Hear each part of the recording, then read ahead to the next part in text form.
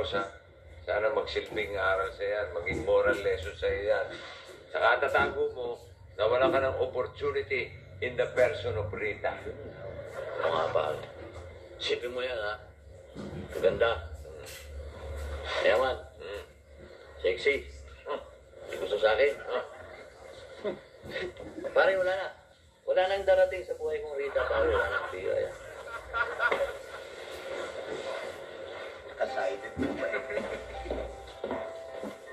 Hello? Bruce? Rex! Akala ko patay ka na. Hindi. Ito ako, buhay na buhay. Oo, buhay yan. Kahit maputla ang itsura at parang wala ng dugo, humihinga pa yan. Naka-receive lang kami ng maling impormasyon tungkol sa pagkamatay niya. Yes. Buhay pa. Hindi pa siya dead spot. May signal pa yan. Ganun ba? Anyway, gusto ko lang malaman nyo na hindi ko pinagsisihan yung pagluwas ko ng Manila para hanapin si Bruce. Kung wala ka naman dapat pagsiya. Hindi, nakita ko na ako. I'm alive.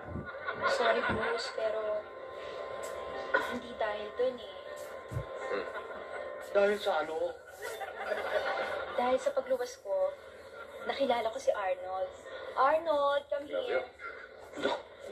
Nasilat ka ni Arnold Clavo. Patay na. Patay na, guwapo. Siya si Arnold. Unang kita ko pa lang sa kanya, na-inlove na agad ako sa kanya. Eh, kahit naman ako, may love ako dyan. I want to spend the rest of my life and the rest of my money sa kanya. Hey, Paul. Hey, Bruce. Bye-bye, Bruce. Oo.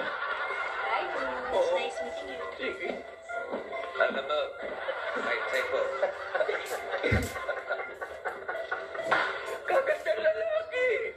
Sinalis ka kanina. Parang lamaw.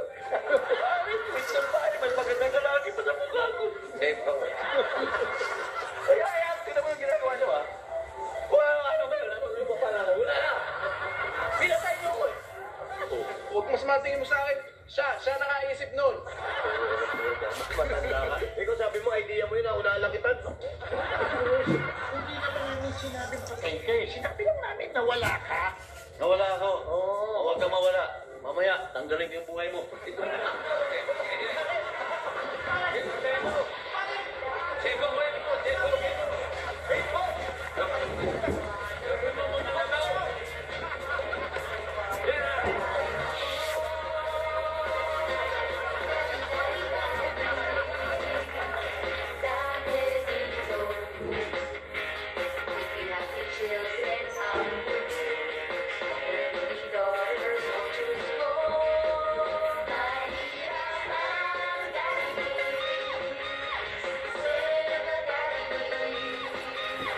If you are also a mommy.